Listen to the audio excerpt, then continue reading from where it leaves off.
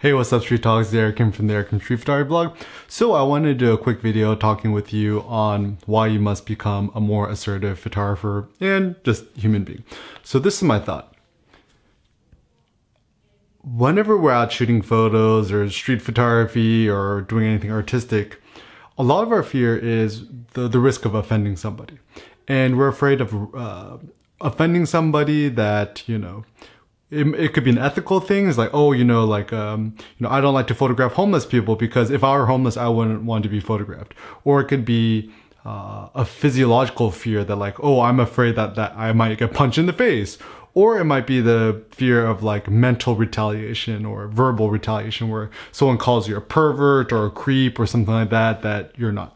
And so in general, I was thinking to myself, and also chatting with Cindy about it, who sparked the initial idea, why is being assertive seen as a bad thing? And this is also interesting because it gets sociological, and also in terms of gender, under no circumstances are women allowed to be assertive. Like, for example, if a woman is assertive, she's either called a bitch or evil, or this is why people didn't really like Hillary Clinton, because she was an assertive woman. And that's almost it's almost not woman-like. So I think a lot of people would just say, oh, Hillary Clinton is not even a woman, she's like a man.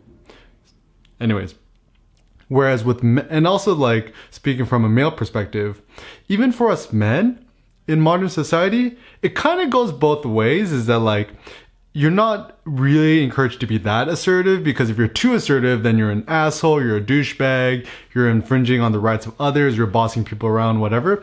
It seems the only time it's good to be seen as assertive is after the fact. Let's say, for example, Steve Jobs, when he was very assertive, obviously, everyone called him asshole. It's oh, you're why so mean, da, da, da. But long after his death, they're oh, Steve Jobs did the right thing because in being assertive, he was able to do da, da, da, da, da, da, and thus the means justify the ends. So he had to be assertive in order to achieve all these great things.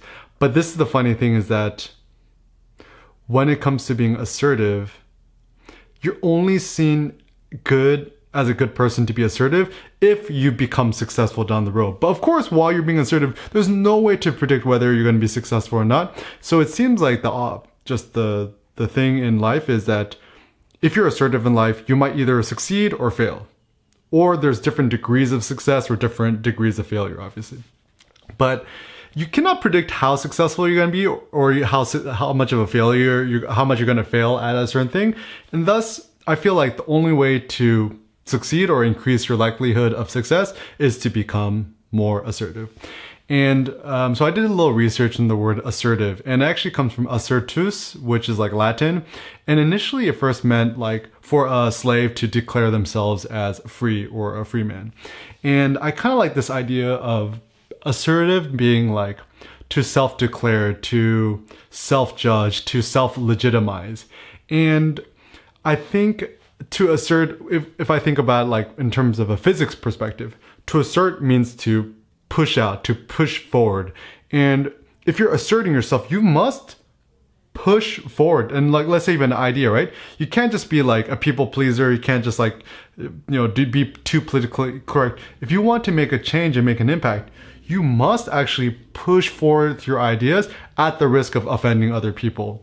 And this is why at this point I'm just fuck political correctness, because it's impossible to not offend nobody. And if you go throughout your life and you don't offend anybody, you're gonna fall into some sort of perhaps nihilistic depression, because you feel you're not able to express yourself and your own opinions, your own ideas. And also the fact is, even if you're Mother Teresa or Gandhi, whatever, the best, nicest people in the world, you're always gonna offend somebody. So to me, my personal rule is better to beg for forgiveness than ask for permission. That's a good way to be assertive. Also, another way to think about this is, as long as in your own heart, in your own soul, and you feel you're doing the right thing, and you feel you're following your own moral code of ethics, don't care whether people call you an asshole or this or that or all these bad words, because in your heart that you have the right intentions.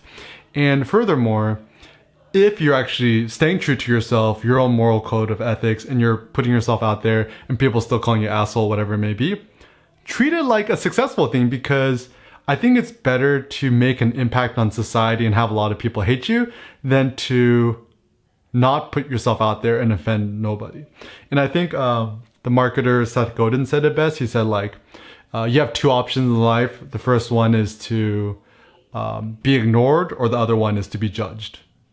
And so for me, it's worse to be ignored than to be judged. I'd rather a trillion people say Eric Kim's the worst asshole in the world and maybe help one person than to be super silent and complacent and quiet and not impact anybody in the world. And that's the way that change in society happens. Is it just takes one person, aka you watching the video, to assert yourself, to put out your ideas, to make a meaningful change. Because I would have to say, whenever I try to do anything in my life, which I consider altruistic or good or nice or whatever, I've always had a trillion people out there to criticize me for my behaviors. Even if it feels like very obviously like altruistic, they say, oh, you know, Eric Kim has ulterior motives. He's only doing this for blah, blah, blah. Anyways, it doesn't really matter. What's most important is that you assert yourself. So I think also the way to be a more assertive photographer is to know your own self-value and your own self-worth, and to really just be like, hey, if I like it and I think it's dope, it's dope. It's just period. And it's also retraining our mind to realize that there's no ultimate truth in anything. There's not like, you know, if you assert yourself for something you personally believe in, which is your own personal truth, obviously it's not a universal truth. And people are like, oh, you know, that's just your opinion. Of course it's my opinion. That's why I'm sharing it. And so I feel like we also must put forth this idea that everything I'm saying, it's my opinion. And it's like right or wrong, it doesn't really matter. It's just my opinion. It's what I believe in. And that's important. That's essential. And I even think from a philosophical perspective, there is no ultimate truth or ultimate knowledge or ultimate anything in the world. Everything is subjective to our own individual experiences, to the way we see the world and the way we interpret the world, right? And also a lot of us tend to not be assertive because we feel discouraged because like, oh, someone else has done it already. Just because somebody else has done it already doesn't mean you shouldn't do it. Because whenever you do it, you're always going to do it differently. You're always going to attack it from a different angle. You're always going to add your own flavor, your own perspective, your own lens in how you see the issue. So that's why I really encourage you, even though you feel like your ideas, your opinions, whatever may not be valuable or unique or interesting, just put it out there, because you never know. I think truly great entrepreneurs are individuals. You kind of need to be a little bit quote, quote, crazy or insane or self-centered or egotistical or big-headed, because you must know that you are valuable and you have self-worth. And then it's so crazy because like all these like, you know, psychologists will be like, oh, you know, he has this syndrome of massive inflated ego syndrome that he thinks he's better than other people. And it's like, no, you have to put yourself on a pedestal if you're going to have the courage to share your ideas and put yourself out there and to express yourself. Like literally to think of express as to press out from with you. So even when you're being more assertive, you need to assert your opinion. And honestly, at this point, it's better to be assertive and wrong than to be totally politically correct and not offend anybody. So don't be so afraid of offending other people.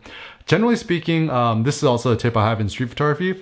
Whether you ask for permission or whether you don't ask for permission and someone starts to yell at you, the best thing is to just come back with a compliment. So let's say you take a photo of somebody, like, hey, fuck you, why are you taking my picture? I'm like, oh, you look pretty badass.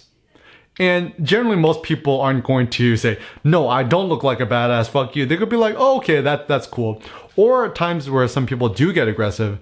And this is why street photography takes so much courage, because you have to stand your ground. You'll be like, the guy tries to punk you around, it's like, oh, you better delete my photos or I'm gonna fuck you up or call the cops. You'll be like, you just stand your cops. Like, generally what I do is I just apologize. I'm like, hey, look, sorry for upsetting you, but I'm not gonna delete the photo. I don't delete photos. Simple and plain. And sometimes even the best thing to do is just like walk away. And if the guy puts a hand on you, then you could call the cops and be like, oh, I've just been assaulted by this stranger and I'm just out taking photos. Like taking photos is really not that big of a deal. And once again, let's say your passion is street photography and let's say you shoot 1 trillion photographs, of course you're going to piss off one other person. It's like driving a car. You could be the safest driver in the world, but sooner or later you're going to get a parking ticket, a speeding ticket, get into some sort of accident, might accidentally scratch your bumper, whatever it may be, because the world is a chaotic, complex place. And a life where we're too afraid of physical pain, mental pain, criticism, to me, it's not a life worth living. So think of yourself as a photographer. You're courageous, you're brave, you're adventurous, and you have to put yourself out there. And this is not just photography, but it's also life. It's about art. The individuals who have been able to make the biggest splash in the art world have generally been the most controversial people who are assertive with their opinion, whether it's right or wrong. And even when I think about rappers like Jay-Z, I love Jay-Z because he's so bombastic and he's so assertive and he's just like, this is how it is, this is who I am. Like, you can either love me or hate me, but just whatever, just kind of leave me alone, let me do my own thing. And we also generally do live in a society where, for the most part, individualism is not encouraged. Everyone wants you to be safe, to be domesticated, to be quiet, to pay attention to the rules, because I think in modern society, we care more about society and the institutions and the structures which govern it rather than empowering the individual. So if there's any one legacy I want to personally leave, is to empower the individual, aka you know, little Jimmy over there, little Sally over there, whoever it may be. So know that being assertive is not a bad thing. In fact, it's a good thing. Be more assertive. If people call you an asshole, you know, brush it off your shoulders. And if anyone blames you, you could say, oh, you know, blame Eric him. He told me I could do it, right?